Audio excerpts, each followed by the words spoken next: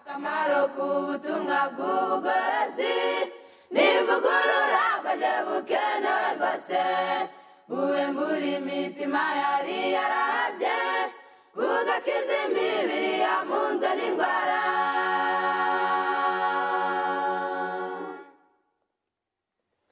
Akamaro k'ubutumwa bw'ubugorozi n'ivugurura bwaje bukenewe rwose ivugurura iyo rigeze mu mutima riga ibyaha byari byibasiye umuntu ubwo imibereho igahinduka misha hashingwa umushinga wo kunezeza abandi.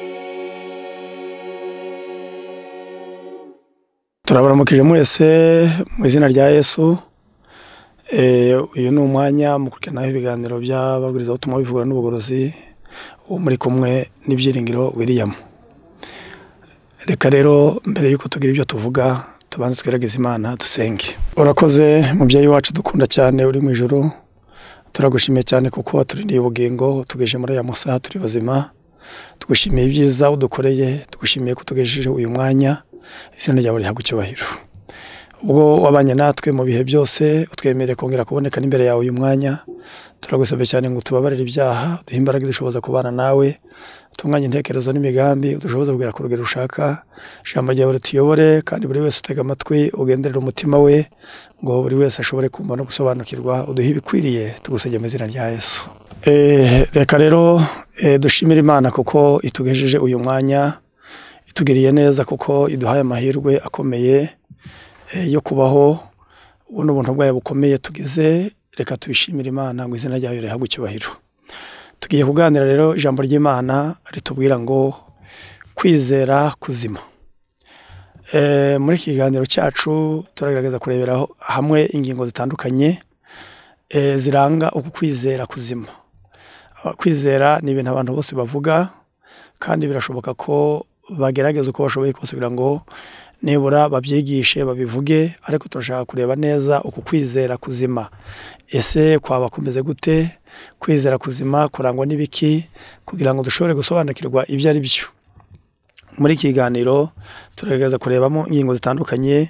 Kwizera ni iki? Ibiranga ukwizera kuzima, nanone bitumariye iki? Ikindi nanone kutizera byo byaba bidutwaye iki? Ngicyo ibyo tugiye kuganira hamwe kugira ngo dushobore kumva neza no gusobanukirwa iki kiganiro cyacu kwizera kuzima. Muri iki kiganiro turagerageza gusoma kwizera ni iki mu gitabo cy'Abaheburayo igice ni cya 11 umurongo wa mbere. Haragerageza kutubwira uku kwizera kuzima uko ariko. Kwizera kuzima noneho baradusobanurira ijambo kwizera icyo ari cyo kugira ngo dusobanukirwe. Mbere yuko tumenya kwizera kuzima turashaka kubanza twamenya kwizera icyo ari cyo ubwabyo. 11 Abaheburayo umurongo wa mbere haratubwira ngo kwizera ni ukumenya rwose ibyiringirwa udashidikanya ko bitazaba, kandi niko kuduhamiriza ibyo tutareba ko ari by'ukuri. Kwizera ni ukumenya rwose ibyiringirwa udashidikanya ko bitazaba, kandi niko kuduhamiriza ibyo tutareba ko ari by'ukuri. Kwizera ubwo icyo batubwiye ngo ni ukumenya ibyiringirwa kandi udashidikanya ko bitazaba, kandi niko kuduhamiriza ibyo tutareba ko ari by'ukuri. Icyatumye abakera bahamywa neza ni uko bari bagufite. Kwizera ni ukumenya ibyiringirwa udashidikanya ko bitazaba, kandi niko kuduhamiriza ibyo tutareba ko ari by'ukuri. Ubwo ukurikije iri jambo ko turisomye biraduhamiriza ko kwizera kuko gufite uko kuvugwa, kwizera gufite uko ijambo ry'Imana ryakuvuze. Baravuze ngo ni ukumenya ibyiringirwa ariko ngo udashidikanya ko bitazaba. Ibyo byiringirwa se byo ni ibiki? Ni ubugingo buhoraho, ni ukuzaja mu ijuru, ni ukuzava mu isi, ni ukuzabana n'Imana. Ibyo byiringirwa ibyo byasezeranywe ko burya ibyiringirwa ni ibintu utarabona ariko wizeye kuzabibona.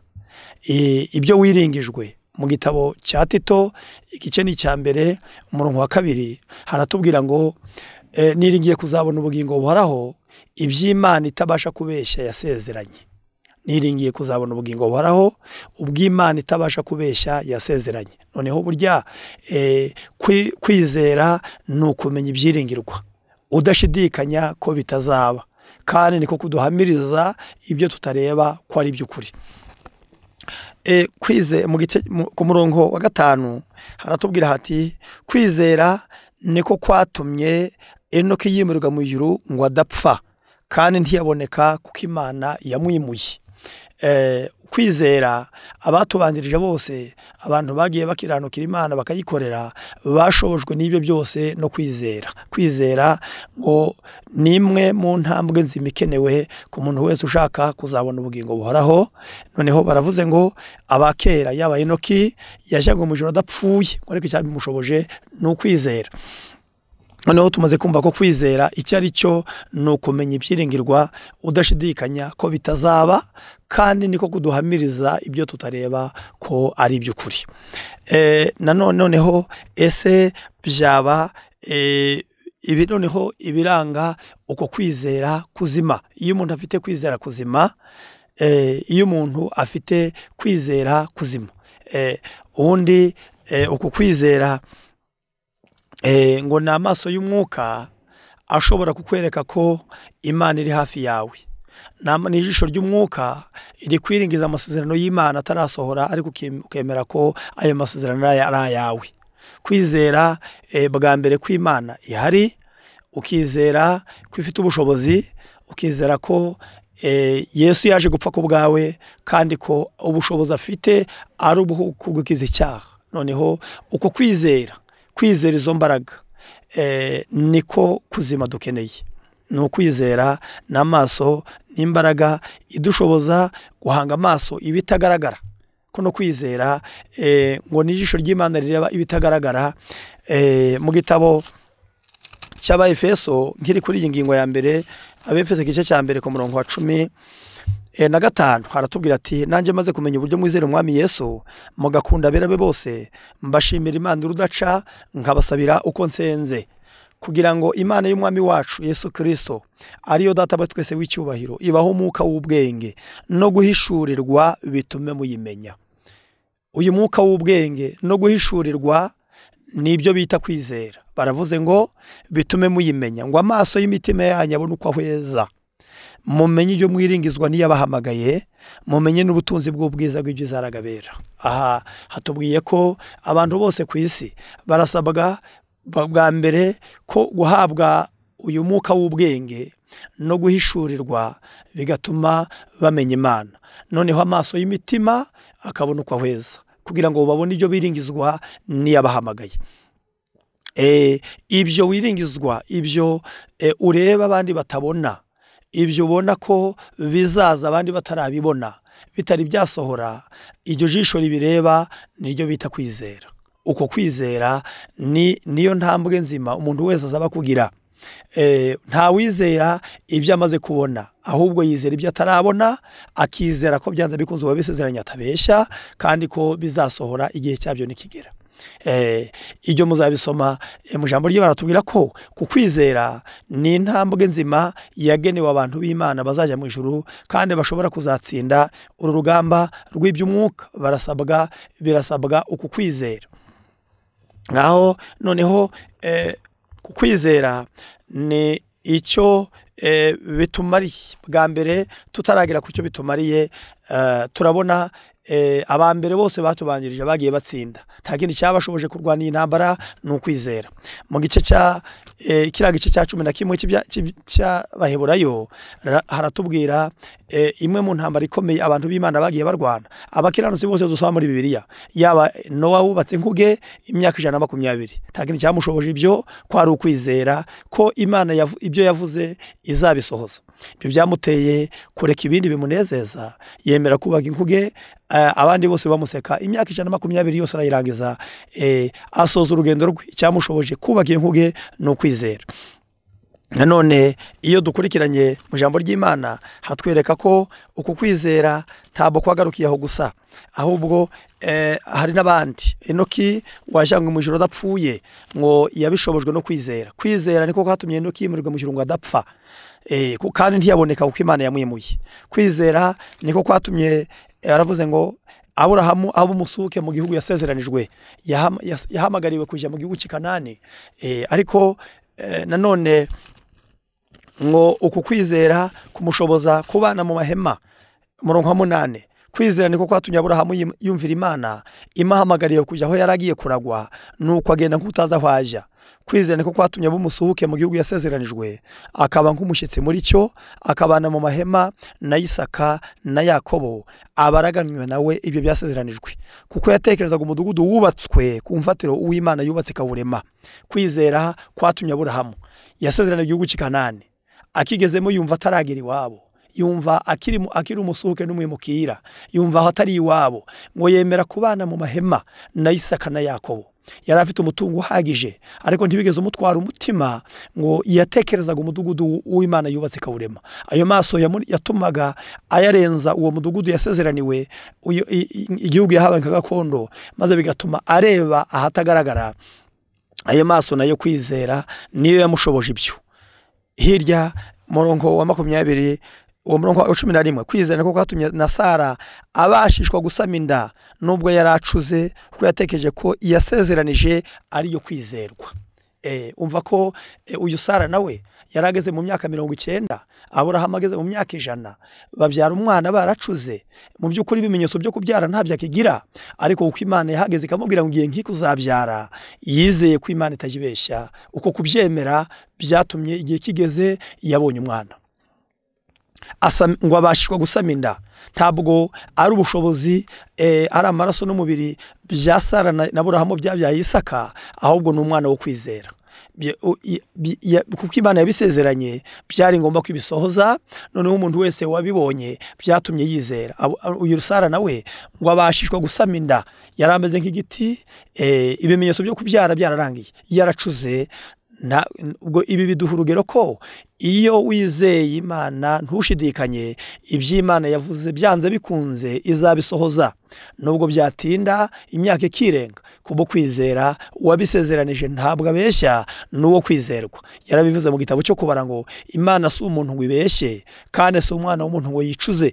Ibyo yavuze no kubikora izabikora, ibyayivuye mu kanwa no kubisohoza izabisohoza. Ubwo biravuze ko Imana umuntu wese kwizera kukwemeza ko iby'Imana yavuze byanze bikunze bizasohora, nubwo byagira inkomyi nyinshi, nubwo byakwitambikaho n'ingorane zitandukanye. Urabona ko uku kwa Aburahamu yagerageje gushaka ubundi buryo bisohoza, akoresha imbaraga ze, agerageza kubyarana na Hagayi ngo nibura wenda amasezerano y'Imana asohore, amubonereho urubyaro. Ariko Imana ivuga ngo oya, ni kuri Sara niho uzabona urubyaro. Uko kwizera umuntu ashobora gushidikanya ko iby'Imana yavuze bitazasohora, ariko byanze bikunze igihe cyabyo iyo kigeze birasohora. Iyo kigeze birasohora. Noneho uko kwizera niko kwatumye Aburahamu abo musuhuke mu gihugu yasezeranijwe. Kwizera niko kwatumye nanone Enoki yimurirwa mu ijuru ngo adapfa, agenera n'Imana imyaka 300, bitewe no kwizera uwo wasezeranije ko azabaruhura akabatabara. Kwizera niko murongo 24, kwizera niko kwatumye Mose ubwo yari amaze gukura yanga kwitwa umuhungu w'umukobwa wa Farawo, aho bagahitamo kurenganyanwa n'ubwoko bw'Imana, abirutisha kumara umwanya yishimira ibineza by'ibyaha, kuko yatekereje ko gutukwa wamuhora Kristo ari ubutunzi buruta bw'Abanyegiputa babitse bwose, kuko yatumbiraga ingororano azagororerwa. Uyu Mose ageze mu Egiputa yanga kwitwa, amaze gukura, kwizera gutuma yanga kwitwa umuhungu w'umukobwa wa Farawo, ahitamo kurenganyanwa n'ubwoko bw'Imana, abirutisha kumara umwanya muto yishimira ibinezeza by'ibyaha. Uko kwizera niko kwamuragiye kumushoboza gutsinda. Yemera icyubahiro, yemera ko gihomba, kuba mu mwanya ukomeye yumva ntacyo bimaze. Yahitamo akarengane, kurenganya n'ubwoko bw'Imana, abirutisha kumara umwanya muto yishimira ibinezeza by'ibyaha, kuko yatekereje ko gutukwa bamuhora Kristo ari ubutunzi buruta bw'Abanyegiputa bose babitse. nshuti bakundwa, aba bagaragu b'Imana bose bagize insinzi, dufatiraho ibyitegererezo, nta kindi cyabageje ku rugero rwo gutsinda ni ukwizera. Noneho reka turebe noneho, ese iyo umuntu afite kwizera kuzima, ni ibiki biranga ko umuntu afite kwizera kuzima? Mu gitabo nanone turasoma aya magambo, igitabo cyitwa Ihumure ry'Abizera, haratubwira amwe mu magambo akomeye aturangira iyo umuntu afite kwizera kuzima. Ni page ya 15, haratubwira hati, iyo umuntu afite kwizera kuzima, umuntu ufite kwizera kuzima ntiyiheba ageze mu bikomeye, ntiyirarira iyo hari ibyiza agezeho, ntiyitsindishiriza iyo yacumuye, ntiyoberanya iyo ibyiza bimunaniye, ntacika intege iyo atsinzwe. Iyo umuntu afite kwizera kuzima ntiyiheba ageze mu bikomeye, ntiyirarira iyo hari ibyiza agezeho, abanza amenya ko burya nta bushobozi yari kubyigezaho, ntiyari gushobora kubyiha, ni Imana ibimushoboje. Uko kwizera niko gutuma atiheba, niko gutuma yizera adashidikanya. Baravuze bati, nanone ntiyitsindishiriza iyo yacumuye. Iyo yacumuye ntabwo yitsindishiriza ngo avuge ngo nabitewe n'iyi mpamvu, oya n'uyu wabinteye, oya. Amenya ko ari umunyantege nke, amenya ko yacumuye, amenya ko nta byiza yakwigezaho, amenya ko ibyiza byose ashobora kubigezwaho nuko kwizera. Nanone baravuze ngo ntabwo yiyoberanya iyo ibyiza bimunaniye, ntacika intege iyo atsinzwe. Iyo umuntu afite kwizera kuzima, ngo iyo ageze mu bikomeye ntabwo yiheba. Nanone iyo ibyiza bimunaniye ntabwo yiheba, ntabwo yiyoberanya, ntiyitsindishiriza iyo yatsinzwe, nta nubwo aja nanone ntabwo agerageza kwitsindishiriza, ntagerageza kwirengera, ahubwo nta nubwo acika intege iyo atsinzwe. Yemera ko nubwo atsinzwe uyu munsi, ejo azashobora gutsinda. Uko kwizera ngo ni ugutega amakiriro ku Mana. Kwizera kuzima, iyo umuntu afite kwizera kuzima, yemera gutega amakiriro ku Mana. Hano haratubwiye ngo page ya 18, Ihumure ry'Abizera, kugira kwizera ni ugutega amakiriro ku Mana, tukemera kwidukunda, kwiza icyatubera cyiza kuruta undi wari we wese. Iyo bidutera kureka inzira zacu tugakurikiza izayo, tukemerera ubwenge bwayo bukaja mu mwanya w'ubuswa bwacu, imbaraga zayo zigasubira mu ntege zacu, gukiranuka kwaje mu mwanya w'ibyaha byacu. Niyo itubeshejeho, kuva ubwo tuba tubaye abayo, kwizera kwacu kugasobanukirwa, iyo mikorere tukayemera, tukemera n'imigisha yayo izana nayo. Ukuri kuba umwiringirwa, kubonera mu buryo buzwi, niryo banga ry'imibereho itsinda. Ibyo tubigezwaho no kwizera. Ndasubiramo, haravuze ngo kugira kwizera ngo ni ugutega amakiriro ku Mana, ukemera inzira zayo mu mwanya w'izawe, ukemera kwigukunda, kwiza icyakubera cyiza kuruta undi wari we wese wo kwisi. Ibyo bituma ureka inzira zawe ugakomeza izayo, ureka inzira zawe maze ugakomeza inzira z'Imana. Bituma Satani iya kugabyeho ibitero, ntabwo wemera kumva ibyongorero bye, bitewe nuko kwizera uramenya ngo ndi umunyantege nke, nta byiza nakwigezaho, ariko Yesu yasezeranye kuzamfasha. Niyo mpamvu no mu gitabo cya Yohana igice cya 3 umurongo wa 16 ngo Imana yakunze abari mu isi cyane, byatuma itanga umwana wayo w'ikinege, kugira ngo umwizera wese atarimbuka, ahubwo ahabwe ubugingo buhoraho. Abantu benshi bamwizera ntibazarimbuka, kwizera bizabuza benshi kurimbuka. Burya bazarimbuka bazaba ari ukubura kwizera, kuko kwizera ngo ni ugutega amakiriro ku Mana, kandi ukemera imbaraga zayo, ukemera inzira zayo. 20 haratubwira ngo iyo umuntu afite kwizera nyakuri, bimubuza kwiyoberanya. Iyo ufite kwizera nyakuri ntiwiyoberanya ngo wigire uko utari, ahubwo wemera wiyoroheje kuba uko Imana ikuzi. Iyo umuntu afite kwizera kuzima, ntabwo aje yiyoberanya ngo yigire uko atari. Nagera mu bakristo yihindure nkawe, nagera mu bakomeye yihindure nk'ukomeye, nagera mu bajijutse yihindure nk'ujijutse. Oya, iyo ufite kwizera nyakuri ntiwiyoberanya ngo wihindure uko utari, ahubwo wemera uko Imana ikuzi, ukakira ubugenzuzi bw'Imana kuburutisha ubwawe ndetse n'ubw'abandi. Maze ibyo bigatuma ukemezwa mu mutima no kwizera ukagira uti ninemera nta kizananira Imana kubyerekeranye n'agakiza kanje. Ubwo utangira kwemera Imana ikigushakira, ukemera ibyayo mu kimbo cyo kwemera ibyawe. Wemera uko Imana ikuzi, ubanza uramenya uti njyewe Imana izi ntege nke zanje, izi uko nkunda kugwa mu byaha, ibyananiye byose irabizi ko nta bushobozi bundimo. Wemera uko Imana ikuzi ukiyoroshya, maze ukemera ko ibyo byose ibyigushakira bizagerwaho bitewe no kwizera.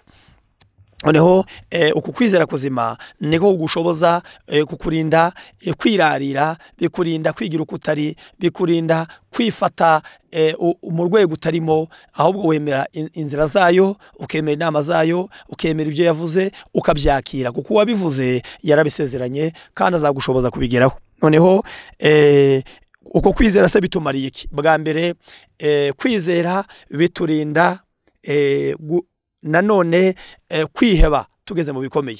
Kwizera bidushoboza kwakira agakiza k'Imana, ukemera ko ari akawe, ko Yesu yapfuye ku bwawe kandi ko azagukiza niwemera kuri umunyantege nke.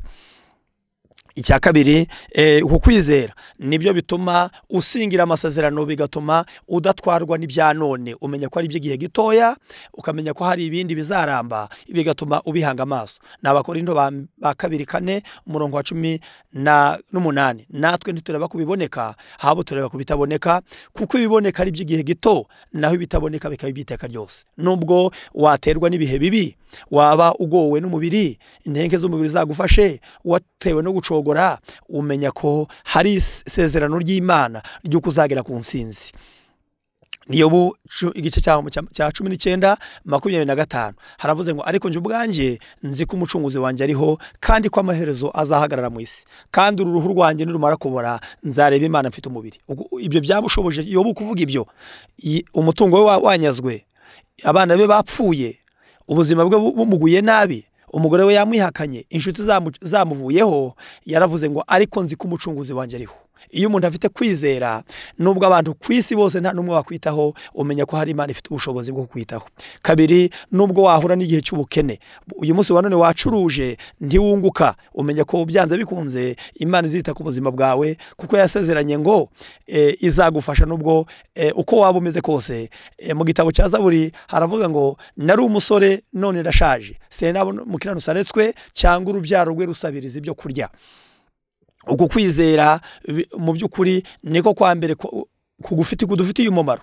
Kwizera gufite umumaro ukomeye cyane. Mu gitabo cyarengera ubuzima haratubwira ngo kwizera kurusha urupfu imbaraga. Kwizera kwatumye Sadurake na Meshaki na Abedenego banga gupfukamira umwami Nebukadineza, bahitamo kujugunywa mu muriro w'itara ry'umuriro. Ariko kwizera kwatumye bumva ko nubwo umuriro bawenyegeza 7 ntacyo uzabatwara. Baravuga bati Imana izadukiza, ariko naho itadukiza. Kwizera gutuma umuntu afata ibyemezo, bituma yemera kunamba ku Mana, ntayihemukire, ntatandukane nayo, nubwo ibicantege mu nzira byaba ari byinshi. Kwizera gutuma wemera kuba mu by'Imana, nubwo waba ari wenyine imbere y'abaguseka, wemera kubinyuramo. Abatubandirije bose banyuze mu nzira yo kwizera, banyura mu ntambara ibaremereye. Bamwe bahasize ubuzima, hari abambwe bacuritswe, hari benshi bakuweho impu, hari abaciwe ibihanga, hari abatwitswe mu muriro, abajugunyiwe inyamaswa. Ariko kwizera bumvaga ejo hazaza bazabona iyo basezeraniwe, hirya y'urupfu hari amahirwe. Noneho kwizera kurusha urupfu imbaraga kwatumye Daniyeli yemera kujya mu rwobo rw'intare, yanga gupfukamira umwami bitewe no kwizera. Uko kwizera bidufitiye umumaro none, kuko biturinda kujarajara hirya no hino, biturinda guteraganwa, bidushoboza kwemera ko Imana dukunda, tukemera inzira zayo. Kandi umenya ko nubwo uri umunyabyaha, wakoze ibyaha byinshi, ariko Yesu afite ubushobozi bubigukiza uko byaba bingana kose. Uramutse umusanze ntiyaranirwa kugukiza.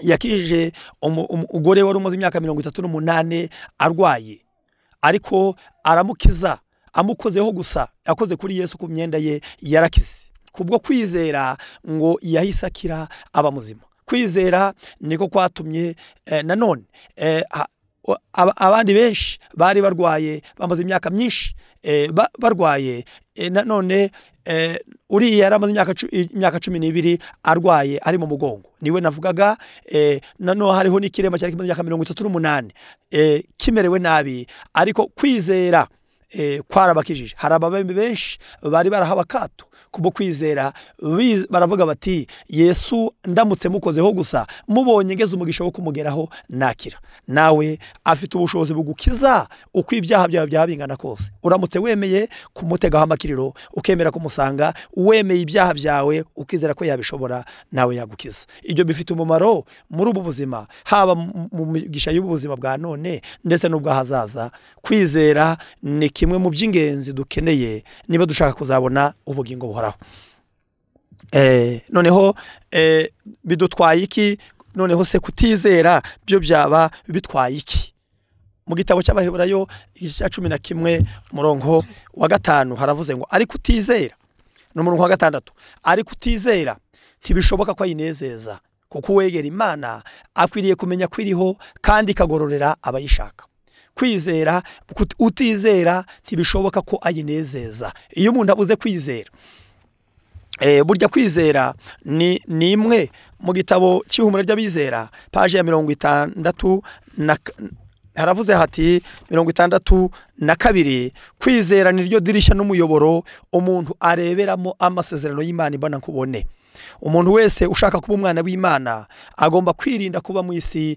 yugariye iryo dirisha kuko byaba ari nko kuryama mu cyumba kitagerwamo n'umwuka mwiza wa oxygene mu buzima busanzwe iyo uri mu cyumba kitagerwamo n'umwuka mwiza wa oxygene ubwonko bwo mu gatwe k'inyuma bumererwa nabi ingaruka ikaba gutindagira kw'inzira zishinzwe ubuhanga ukagira amakenga make kudatahura kaga vuba kutihangana kwivumbura kuremera kw'impyiko kononekara kw'imitsi n'imigarura n'uruhu n'imyanya yo mu kiziba cy'inda ibyo kurya bigatinda mu nda impagarara mu mihore no kudasinzira neza ngizi ingaruka zo kubura oxygene mu mubiri uko babigereje no kubura kwizera nguko uko iyo umuntu abuze kwizera iby'Imana mu Mariya biba hafi y'umubiri we bikaba kure y'ubwenge bwe mu ubuzima bwe bukajya bunyerera mu mahirwe bukagwa mu ishyano iyo umuntu abuze kwizera uko aho abahwanye n'umuntu uryama mu cyumba kitagerwamo n'umuka mwiza wa oxygene ubwo iby'Imana ikumarebe hafi y'umubiri wawe umenya ko yakugaburiye umenya yakukirije abarwayi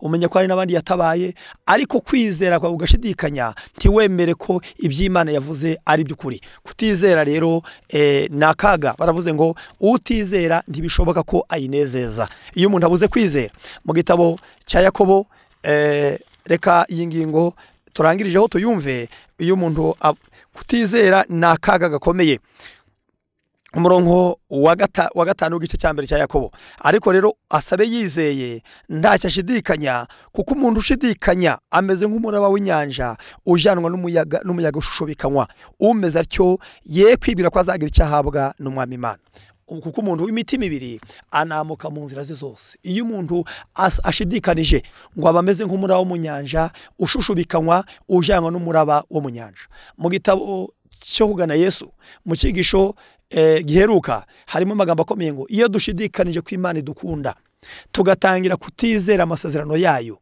tuba tuyigayishije tukababazwa n'umwuka wayo wera bene ibyo bitekerezo byica umutima kuko ijambo ryose ryo gushidikanya uvuga aba ari ukwihamagarira Satani kukuzamo akagushuka iyo umuntu ashidikanije aba yanze ubufasha bw'Imana Satani ngo kwizera no gusenga ngo niyo ntwaro dushobora gukoresha ngo dutsine Satani bitatugoye noneho wabura kwizera Satani akabona uko akwigarurira Satani agutera gushidikanya akagutera ubwoba akakubuza amahoro kwizera niyo ntwari ikomeye umuntu ashobora kwiyambaza agatsinda Satani bitamugoye kuko icyo Satani akizi neza nicyo gituma ategurira buri wese intaza zimutera gushidikanya no kutizera iyo wizeye ubumuciye intege ukaba umunyaza intwaro n'umurwanyi bituma nawe arwana intambara yo kubuza abantu kwizera akaguca intege akoresheje kugutera ubwoba kukubeshyera kugutera injiji n'ubujiji ibishuko n'ibigaragazo akaga n'akarengane kugutera ubute n'isoni ubukene n'igihombo akaguteza inyigisho mbi no gushidikanya, akagusaba kwirwanaho no kwirwanirira kuko abazi yuko umuntu ntacyo yakwigezaho.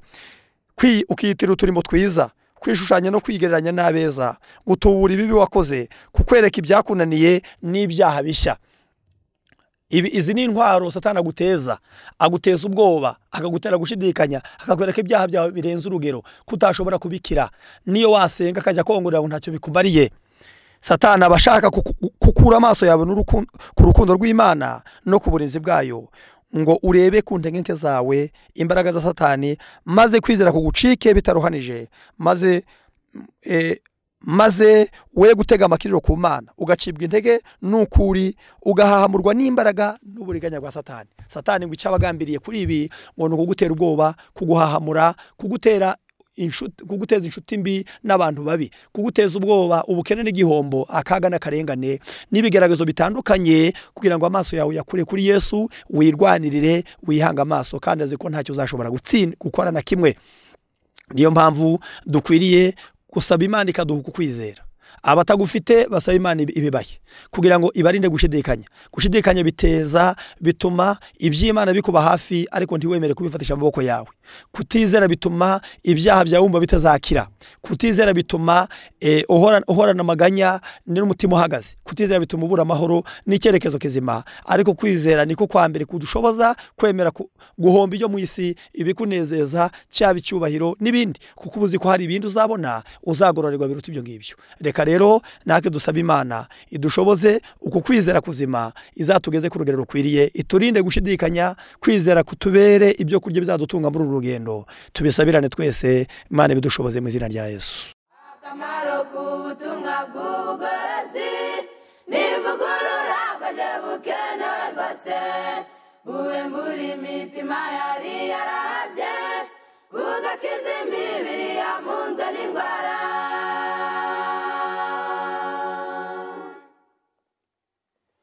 Akamaro k'ubutumwa bw'ubugorozi n'ivugurura bwaje bukenewe rwose, ivugurura iyo rigeze mu mutima, riga ibyaha byari byibasiye umuntu, ubwo imibereho igahinduka misha, hashingwa umushinga wo kunezeza abandi.